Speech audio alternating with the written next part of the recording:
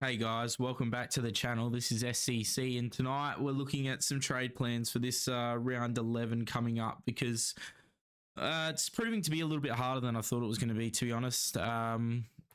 It's really hard because I don't really know what players I want or who to target. I think I know who I'd like realistically, but whether it's the best thing for the team is what I'm trying to figure out. So I'll firstly run through, what trade plans I'm kind of looking at. There's probably two main ones that I've narrowed it down to at the moment, having some time over the week to think about it.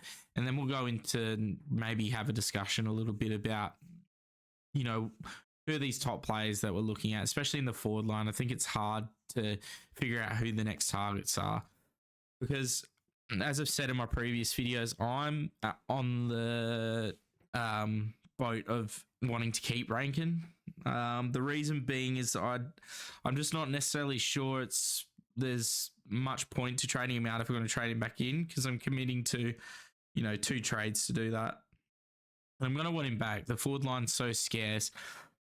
I've been looking at DPP, trying to figure out, what's likely to happen there. And there's really nothing coming through in the forwards. I think there was Boak, maybe a couple others, but no one really of name like Petrarca or anything like that makes it worth it. So my thinking is, if I'm going to want to keep ranking anyway, I only need to really get one good score this week. Then weeks after that, there's buys, and hopefully we can just get enough through best 18. And maybe it's one more week or even 2 more weeks, because they're saying 3, but hopefully, maybe we could get it in 2. That's hopeful thinking, but I doubt it. But if it's 3, worst case 4, he's got the buy after that, so he'd be ripe and ready to come back after that. Now I understand the fact that that's carrying a player an injured premium for a long time, but as I said, I'm gonna want to get him back. And for a lot of us right now, the trades and using the trades aren't an issue, but long term, I'd rather have that extra trade for an injury potentially down the line. Now, I know a lot of teams are going to be trading in a 7th, premium or whatever, but, if I could potentially bring in or be a bit more aggressive in getting the players I want, because I have a few more trades to play with, because we have had some injury carnage, but my team has kind of dodged a lot of that. And I would like to keep on top of it. Like, for example, I didn't use the final boost last week, which worked in my favor because it's kind of made this week a little easy with us getting hit with a couple of injuries that really can't get around. And without them, it would be a lot more difficult because I didn't really leave salary as well. And working out how we would get anywhere, even if we trade just ranking, I guess at 550, it probably wasn't as much of an issue, but it would force us to trade him out and then waste another trade to get him back in. So I'm happy to save the boost, especially coming into the next few weeks where we have 3 trades anyway. So it's a good time to use it, because after the buys, we're hoping to have the team finished. And but if we can carry a few more trades, then maybe others due to injuries, for injuries and stuff like that, we might be able to finish the rest of the season strongly. So let's get into what we think. Sorry about the coughing. What we think we're going to do for the trades this week. So the 2 trades I'm looking at. So this is probably the one I'm leaning to most, just because of probably the quality of the player that's being brought in, I think, is better than the quality of the other trade, although the other trade does cover a bit more of scoring. So pretty much we're forced to trade out Jones, because if I want to keep ranking, I have to trade Jones, and he's out for 6 to 8 weeks anyway. So it's like, he's not going to see the light of day really as a trade option. So I might as well move it along now. This is a trade where, I'm not making money, but I guess I keep ranking in the process. I mean, apples and oranges, you could probably keep Jones, but at the end of the day, it's going to be a dead bench spot, and I just want to keep making money. Rankin doesn't need to make money. He's going to score well when he comes back, whereas I need the money that Jones is currently the potential player that could be in Jones' spot is holding. So we're going Jones. We're getting rid of Pure. And the reason for this is he's just dropping too much money. And I don't know if I'm going to be able to hold, by the time it gets to his buy, I'm not sure he's going to turn around enough. Vossi's really changed up the way he's playing him off a forward flank. Whether that holds is another thing, but I'm not sure I have the time to wait and find out. It's really frustrating because if he played like a mid game last week and got like a decent score, like 100, maybe we could hold him this week. And even maybe we could have not lost as much money and actually made the trades we wanted to pretty easily. But we can't. The last trade is going to be, it was going to originally be Brown, whose break-even is 56, but I'm thinking I could keep Brown, just see how he goes. He's going to keep getting games. Hopefully plays a bit better than the last, and he'll probably stick around this 300k mark anyway. Closey's still got a low enough break even where it's kind of worth to just hold on to him. So I'm going to do that. And then Wilson is the one. So Wilson's break even 76. If he has a bad game, that's going to probably go up to like 90 next week. He's going to lose money. And yeah, even if he scores like a 70 or something, which would be good to have on field, I'd rather just bank the cash now because I can bank it and look at using it next week. So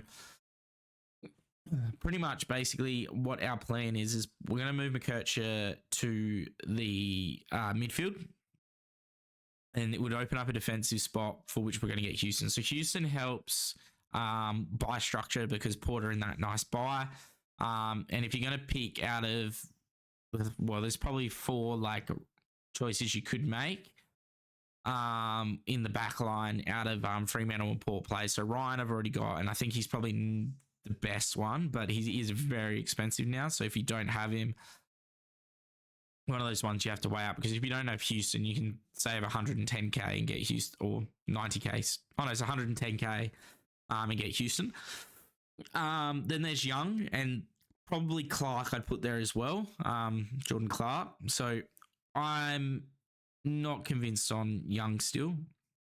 So I'm happy to just let him be. And then Clark, I think he's just hindered by Ryan a bit too much. And I think Ryan's that main man who's going to score well each week. So that leaves Houston for me, which is the one I am going to go with because he's the main man at Port, rebounding off that back line. And he gets kick-ins, and they've got North this week, which is nice as well. So I believe they have North. Yeah, they have North. So yeah, I'd like to cash in on that game as well. So Houston was in. Now, if I could, I would love to do this. So it would be Fraser.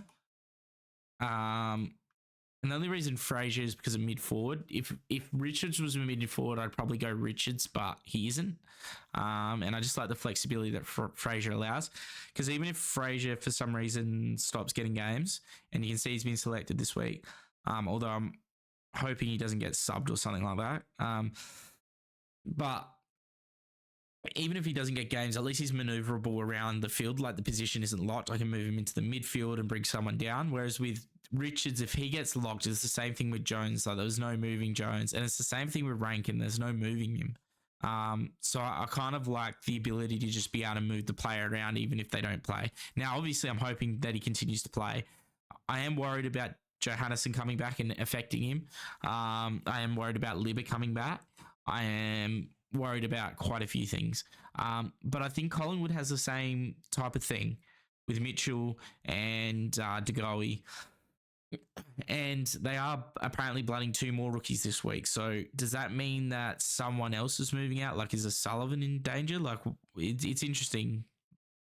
I mean, I guess De Goey coming out opens the spot up, but to be putting in another 2 rookies, does that mean someone else is getting dropped? I'm not really sure on their injury list or the injuries they had last week. Even though I watched the game, I only saw really the second half, which was annoying. But yeah, I'm just unsure. So I'd rather just, at this point, go the mid forward. I don't really have the best read on this, like why he was suddenly brought in, other than the fact he's coming for Johannesson. But for now, I'm going to stick with this unless I see anything different. And I am going into this a little bit, but, Fraser's in, I think, both versions of the trade. And then the other one, now I would have liked to get Fisher. but I can't. And I would have liked to get Fisher just because the price would have made sense at this level. But as it doesn't, I have to pass up on that, obviously.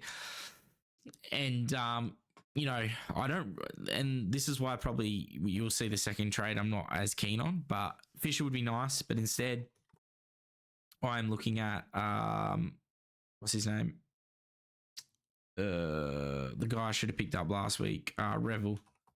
So I'm looking at Revel over Sexton because Revel's job security looks to be the same. I was actually looking at Revel's heat maps, so he's like a wing. It's probably why I've seen him coming, like getting a bit of ball at the defense and stuff as a link up.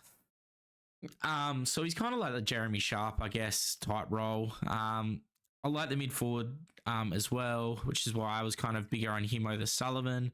Brisbane have quite a nice run, even still. I think he's done enough to keep his spot going forward, especially with their injury list at Brisbane. And the only other choice really here at this price point is Sexton. Now, this gives me a lot of cash to carry forward as well, which I like because I could go one trade next week and pretty much like, depending on what close he does, like probably nearly get a 600k player off one trade, which seems pretty reasonable as well. So that's why this trade is what I like and is the highest of my two choices. So once optimized, what I would want to do is I'd want Martin to come up here because I've lost a bit of trust in Brown, but I would try and loop through here, a score here. What I'd do is I would put Rankin on field because he could be my loop. And I would loop Fraser into Rankin and see how that goes. Because if he doesn't score well, I can maneuver this around still. If I do decide, then yep, I definitely do have to go Rankin out because if Fraser does score badly, I might be forced to do that. So I'm going to be looping a score through McKercher with one of these three, probably looking at McAuliffe because I'll probably do Rogers because they play early and then McAuliffe can come on for McKercher in case Rogers doesn't go well because I think Rogers should be back. He was only managed last week. And then if Brown goes well, if Rogers goes badly, I can then put McKercher up into here. So, and look to loop Brown's score. So, Brown, and this would be a lot better if Dacos was playing later because I would then be able to just go, all right, Brown scored badly. I'll move McKercher back here and take the score there. But that's something I'll probably have to go with. So this is the first trade option. Now, instead, this is the other trade option we're looking at. So same players are going out. We're keeping Brown. We're going Wilson and we're going Jones. Jones has to happen if I want to keep Rankin, he has to happen. Because I have this non-scoring Livingston who hopefully I'll be able to move back in a few weeks once Sweet's topped out.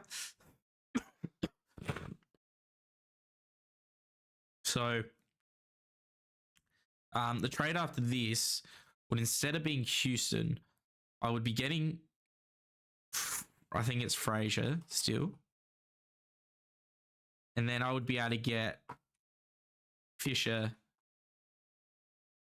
and whoever I really want in the forward line as well.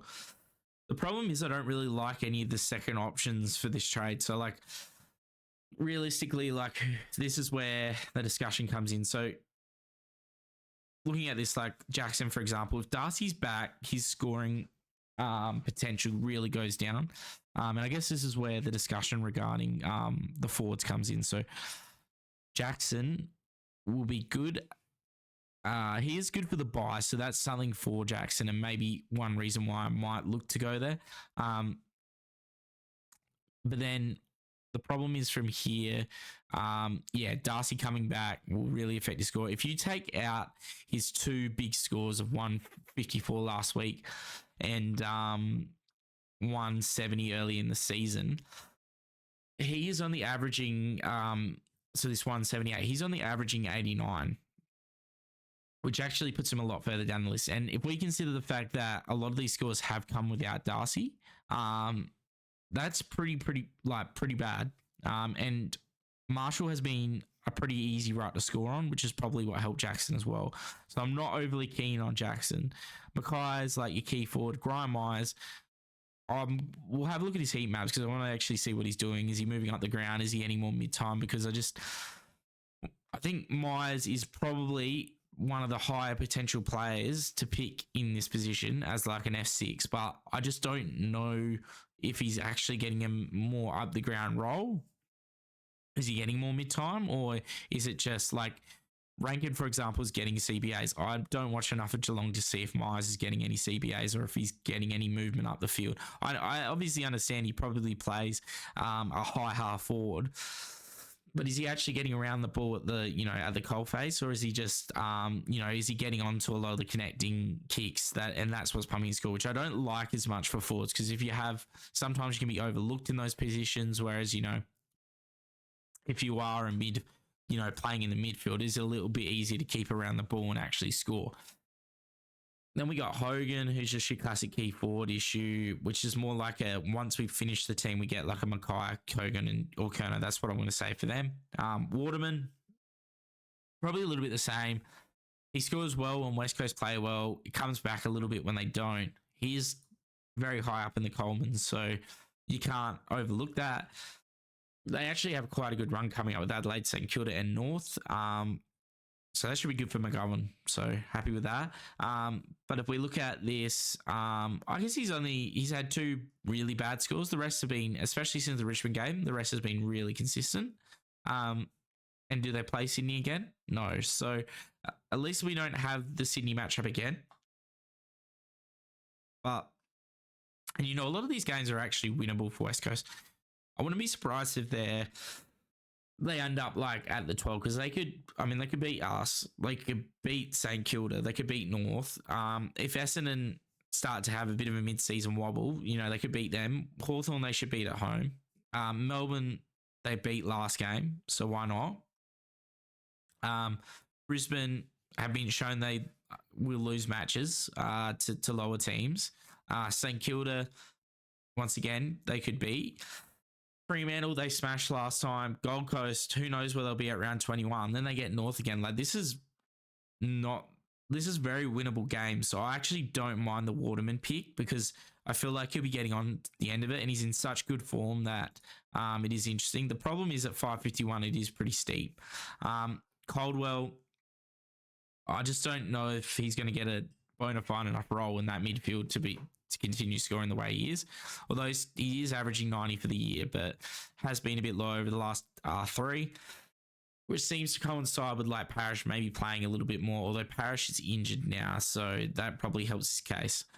More so up and down, I'd probably wait. Like, if he's got a very high break even, he's coming up against Brisbane. I really don't mind this once he comes out of a few of these harder games. So maybe once he gets past GWS, what will he be priced at? This reckons he's going to go 113, so he might get to 500 after the Crows game. But after that, it looks like it might be all right. Richmond, West Coast. If Geelong was at MCG, it would be better, but I don't know. The ending run, it doesn't look too bad for Hawthorn. But yeah, this is really where it comes in, because then I'm back down to power. And Fisher, obviously. And Bolton hasn't really been set alight, things are light, and he only really scores when things are going well for Richmond. So it's really hard. I just think we're in such a mess with the forward line. I think it's going to be just going to Jackson in the end. And I probably will, bend for Fisher, but I don't think Fisher's going to get to 600k. I think that he's too sporadic with his scoring. And there's every chance North decide to change their team up again. So, and we don't know when McKerch comes back, we don't know how that's going to affect Fisher either. So I'm kind of happy to sit out of it at the moment, which is why I don't like this. So the other one is McRae. When I was thinking about McRae prior to knowing that Liv is probably back in the next 2 to 3 weeks. So even there, like, what do you do? And honestly, there is no one good really coming through. The only reason I'm picking McRae is because I just think he might turn it around at some point. Like, McRae's just been such a stalwart of our Supercoach teams for past seasons. Maybe except for last season, but like prior to that was such a stalwart, and I just don't know. I just feel like at some point he might get it together. But yeah, at this point it's really hard to go on him. So that is why I'm kind of leaning towards the Houston trade, just to let me have another week and maybe then go to the midfield and just drag out the forward line. Because I'll be able to see how Jackson plays. But the Waterman trade is interesting. Because what's his break even at? So it's 85. And he is a very mobile forward, so I don't really know who the Crows have got to play with him. I guess like Michelani, but is he outsized then? Like I just don't think like a Keane or a Butts are really going to be able to stick with Waterman. So that's really interesting to me to see what they're going to do. So yeah, I don't mind Waterman. I was just looking at DPP. So like I think this is half the problem as well. A lot of players got upgraded with DPP at the start of the season, which has taken out a lot of them availability for this part of the season. So like guys like Nick Martin, who are now playing a bit more forward. Like that would have been nice if he'd started as a mid and now started playing a bit more forward to get. It feels like it just tells you like players were probably incorrectly categorized at the start of the season. Some of them were, but like I guess like for Martin, for example, you can't really put him as a defender when he's never really played there. So we can overlook that. So let's have a look at Grind quickly. Because I never really look at Geelong players. I've never really been. The only one's really been Stewart, and even he's not really viable this year. So I've never really looked at him. So, I mean, I did have Holmes this year, so I can't really say that. But, I mean, if we just go, if you want to, like, look at, Geelong, a reason why we don't look at them, like, look at the averages. Their best scoring player from a Supercoach perspective is a defender. It's always been a defender in Stewart, but normally he's averaging like 105, 110, not 90, 99 that Holmes is.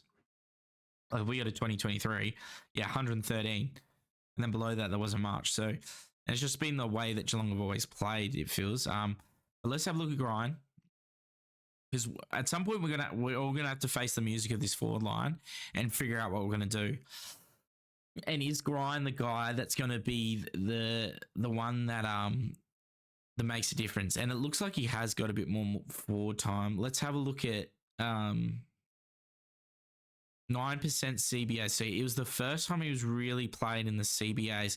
I'd like to see how this tracks over the next couple of weeks.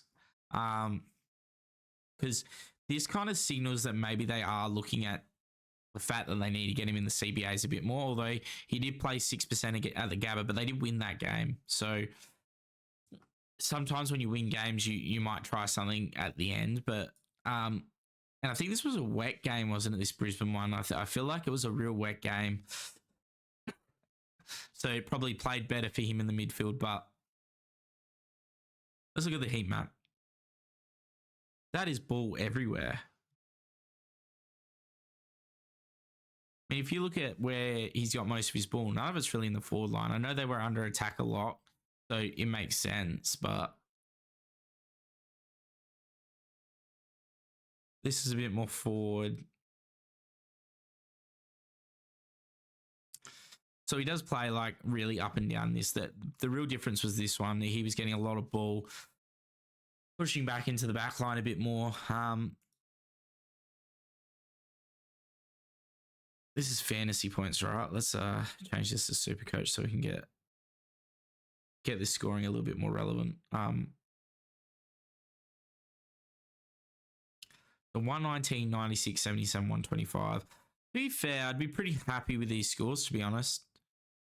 What's his worst score? It was against Hawthorn, which is like probably a one-off, really. Like, what have we had? We had this first game against St Kilda wasn't great. If we take out his 2 bad scores, what's he averaging? He's averaging 100, which is like really good. Really good. I know they had a really like quite an easy start, like with North Adelaide, Hawthorn, St Kilda. Let's have a look and see what their run's like.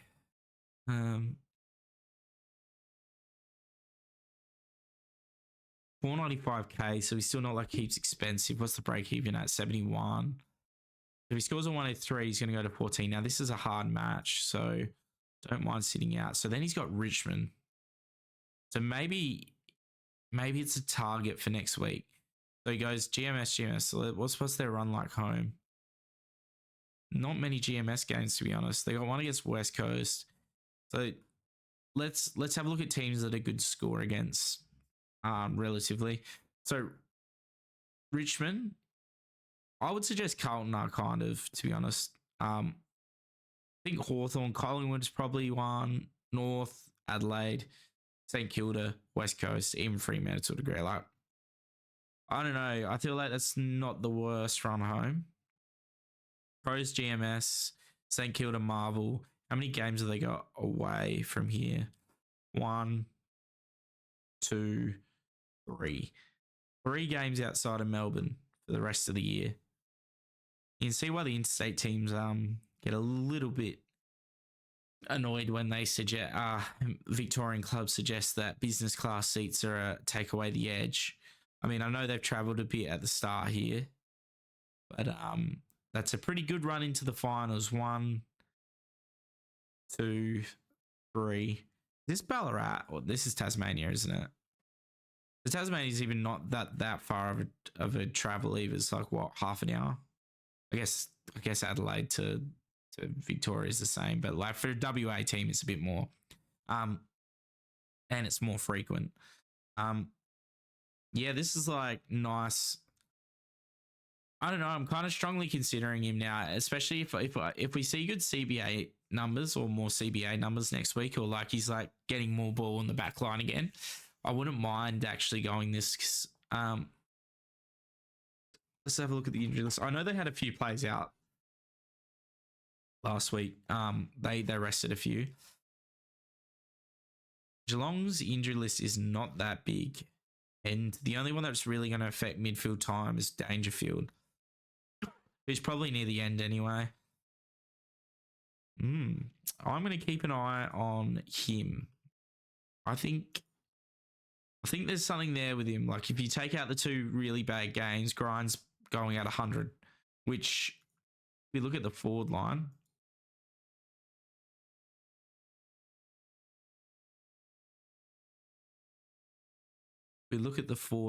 where's 100 average put him at? Like here. Just about the ranking spot, which is like, yeah, one more. 93 is still good. I feel like we can't be picky in the forward line. I feel like I know there's like key forwards here. I'd probably go Jackson and probably Myers at this point. Waterman's also probably like that F7. I'd go and maybe looping him and Jackson and Myers might be the go. So I think we got a plan there. I think we know who we want from there. What can we do anything to make it happen this week? So I could go Fisher and him. But GWS feels like a bad matchup. So yeah, I think I want Houston because I think he's probably at the bottom he's going to get to for a while. And we're going to be able to go one trade up to him next week, Grind, if we want to. So I'm actually quite comfortable just doing this and seeing what happens. So let's fix this up now.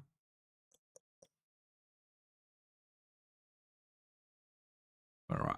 So Houston, we have a problem. I'm going to get Rebel because I like the Hawthorn matchup, and I'm going to get Or do I go? Do I go the other lad? I'm not sure. Probably just stick with that. Let's get this to how we want it. So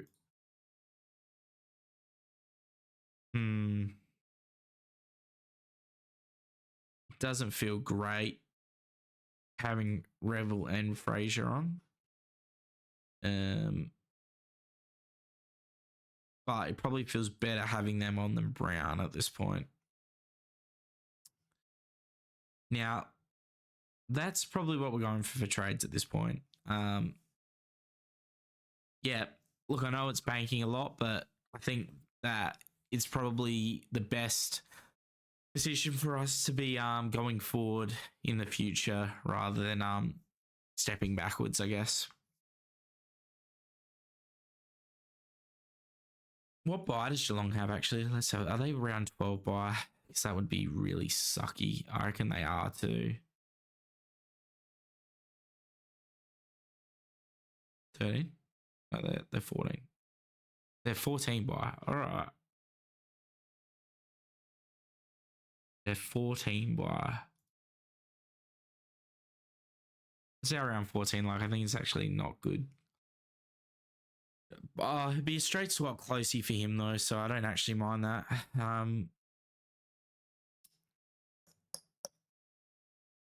Is there anyone else who's going to get really traded here?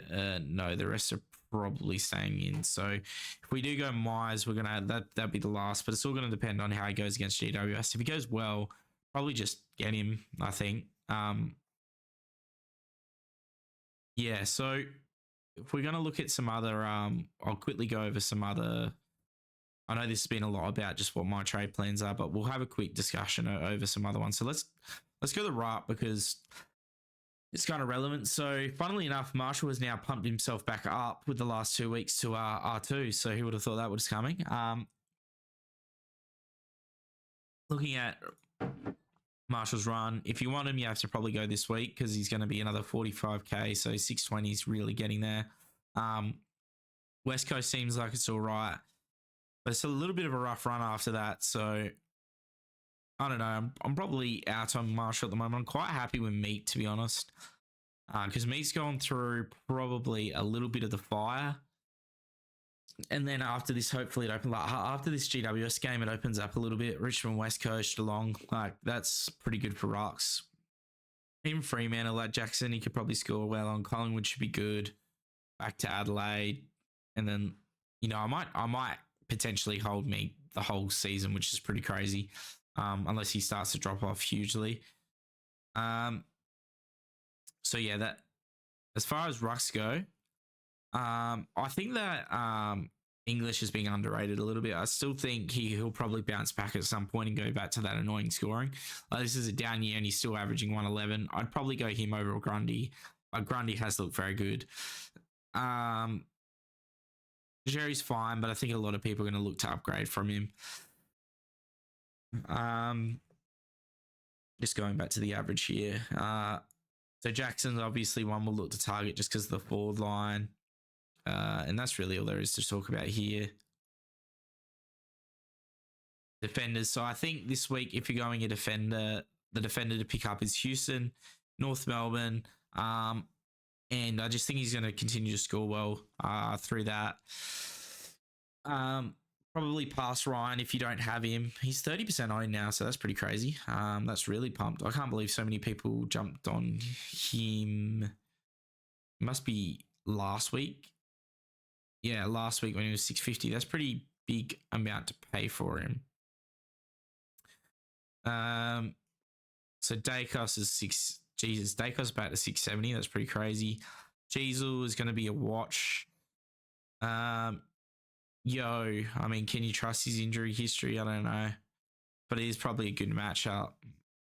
The Gov is actually in the top 6, which is pretty wild to me. Surely this can't be real.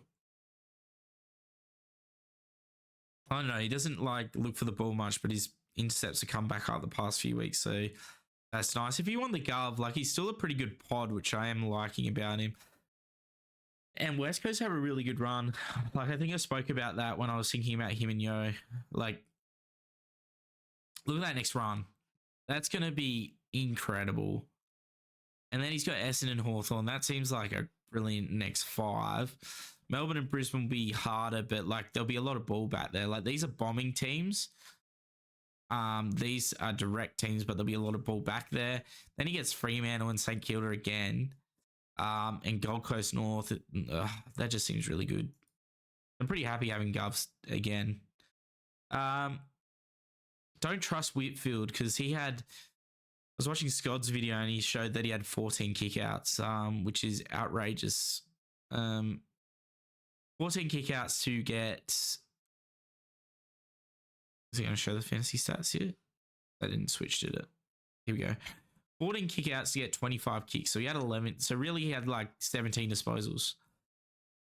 So yeah, the kickouts, I mean, like obviously it's good, but Newman seems like a really good pod. I think everyone overlooks him, but he seems to be pretty good. McGovern's back, hasn't really affected him. I keep getting him mixed up with Hewitt. I've watched a lot of Carlton and he gets a lot of the ball. He's got a really good 3-rounder. I'm not sure about their run home. I think it's not that great. But, although it is pretty good 3 here, to be honest. Don't mind that. If you want something different, like if you don't want to go McGovern, Newman's the guy who's actually going to go look for a lot of balls. So, yeah, potentially go him. If I wasn't already into Houston, I'd probably highly think about him, and I still could because I might have to make changes with like Martin or something like that. So that's still there as a decision. And yeah, Blake, he's been good. Holmes has been good, but not great. I mean, the rest of these guys are all under 100, so kind of pick your poison. Hinge is getting a lot of kickouts. Don't know if anyone else watches the Crows as much as I do, but he's getting a lot of kickouts. Why is this being a pain now? Okay, log me out. Brilliant.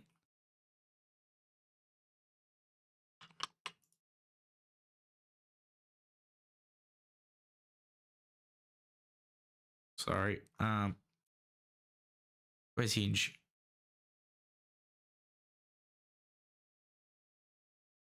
He's got West Coast, Hawthorn, Richmond next, which seems like a really good run.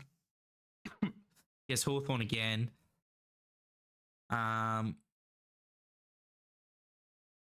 What's his stats?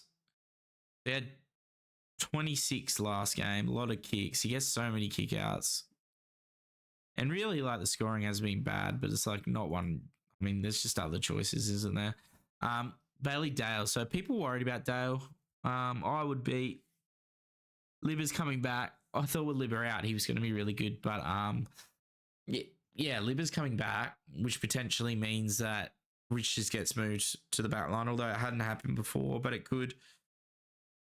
So Dale loses kickouts, and then Johannesson comes back as well. Like, how does that affect Dale? Might be one that people look to flip at his buy, but we'll see how that goes. But yeah, I just think Houston's the one you want to go. Houston, if you want Clark, I guess, because he's got a good buy, and Newman. I really like Newman now, especially because they got a decent run of teams to end. And then we'll go look at the midfield. We've had a big chat about the forward line. So Zerrett, so he's dropping money. He'll probably hit his break even, in all honesty, this week. Yeah, I don't know. I don't know what's wrong with Zach. Is he getting played a little bit of forward? Like, he was still getting really high CBAs. He's not highly owned either. I don't know. That's an interesting one. Treloar. It's funny, Treloar, right? He's playing really, really well. I can't believe his average is so high. Bond is Bond really second highest average? Okay. That's why. Jesus. Okay, let's start again. So Sarong, probably too expensive. There's other value. I'd be going Butters over Sarong. Same buy, and cheaper, and Butters has North. I wonder if they'll try and tag Butters. I doubt it, but be interesting to see. Rao's very cheap. I'm just not looking for a midfielder this week. But if you want Rao, perfect week to go on. And you know what? If Graham falls through, we could look at Rao. What's his break even? His break even's still high, so I've still got like another week to make the decision as well. I don't necessarily love it, but he just keeps proving wrong, and he's averaging 118, 3 round of 92. But surely he'll turn that around. And as I said with Merritt, not sure what's going on there. Neil, I did talk about this a couple of weeks ago, how good the run was and how it could play someone like Neil in, and I overlooked him because of injury, but he is proving that wrong. He's had 2 160s lately, and we forget he is a Brownlow medalist. 136 3-rounder. Seems to be good. Treloar is one that no one's been looking at, and if you look at his scores, his lowest scores are 91, which is really, really good. And since Libba's out, I mean, I know he's had Hawthorn, Richmond, but even against GWS, he went big, and he seems to be using the ball a lot better. 0.9% of teams he's in. What's the Doggies run home like? It's not too bad after here. So I reckon he's probably one to get on after his bye, really, if you are looking at it. Although it looks like he's going to be 677. He's so expensive. That is crazy. So yeah, maybe a weight game. Walsh has really dropped off, and it seems to be tied around his usage. And I didn't want to pick him up because of the back injuries previously, and I'm still going to stick with that. I'm quite happy to get Antipod at 40%, so I'll just take that. Dunkley, another good player, obviously, but I mean, why not go Neil over Dunkley at this point? Because Neil's cheaper as well with a better average, so I'd probably just follow that metric at the moment, although Dunkley's been very consistent this year from what I've seen. Zorko, man, he's just gone. And if he goes big this week, which is every possibility, his break even is ridiculously low, 78. Like, he could be worth 650. Are you really going to want to pay for Zorko at 650? Probably not. So I reckon either this week or you're going to be waiting is what I would say, because he's got the bye next week as well. And that's the thing to remember with these Brisbane players, actually. They've all got the bye next week. So maybe just watch and see if you don't have them, and then make a decision after their bye. I'm quite happy to stay away from Steele. I think that's fine to stay away from. But there's a few guys down here that if they stay cheap enough will be nice pickups, like Striker, Brayshaw, we've seen turn it around before, and he's got the good bike. Cripps. I think Horn Francis really needs to be thought about. If he was getting mid-forward status, we'd all be getting him. He looks really, really good, and they're putting more mid-time than forward time now. He doesn't get picked on as much because of Butters and Rosie. So I think you do want to get him at some point. You know what? I realistically think his year isn't going to be next year. He'll really break out. But man, he does look good. If you ever watch him play, he's just very, you really notice him. He's a real impact player. I'm interested to see how far Laird goes down. I think that if Laird got to like 500k, it'd be hard to pass up because he's still getting a lot of mid-time. LDU seems all right, but it's just like average of 103. This is his best score for the year. I think you need to see more before making a decision there, which gives you through the buys at least to make that choice. And yeah, Rosie could be really, really cheap. Really, really cheap. Like 480 cheap. And that could be a good pickup for the buys as well. So, especially if we're struggling at some point with no money. So, I think this covers most of it pretty well. A bit of a long video, I know, but hopefully you enjoyed it. As I said, this is what my team's looking like. I think this one I'm going to do, it buys me a little bit of time to make a decision, and then we can go from there. As far as who we're going to VCC this week, so Sarong and Dacos seem like good VC options because they don't really play a tagging game over these teams really, so I feel like they could be all right. I guess this Carlton game could actually be all right because they're both pretty contested, so if you want to go on a Walsh or a Rao, that could be good. Otherwise, Port Adelaide, Butters, great VC option. And then if you got Merritt, you could always captain later that night. or VC merit into like a captain of, Zorko could be a potential. Neil, guys like that have got very high potential. I'd probably rather VC Zorko, but be that way inclined. Clary, actually, I didn't mention Clary. I think he's an all right pickup this week as well.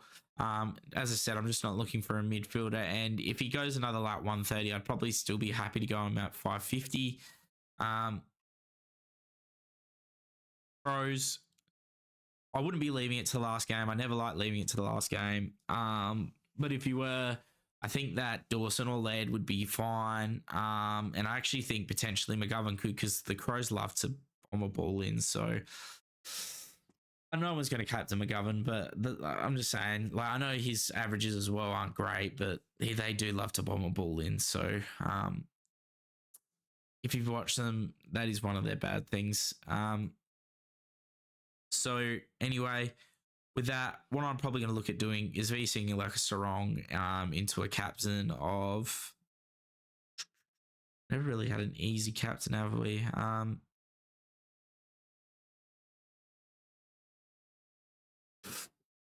I'd love to go. Oh, could I VC Bont maybe, and then captain Sarong? That could actually be an option. So I could look at VCing this and captaining Bont. Actually, Captain Houston could be all right as well, but I might look to VC Bont into like a captain Sarong just because I'm pretty comfortable with Sarong going well, and I don't really have that confidence in Zorko not getting injured.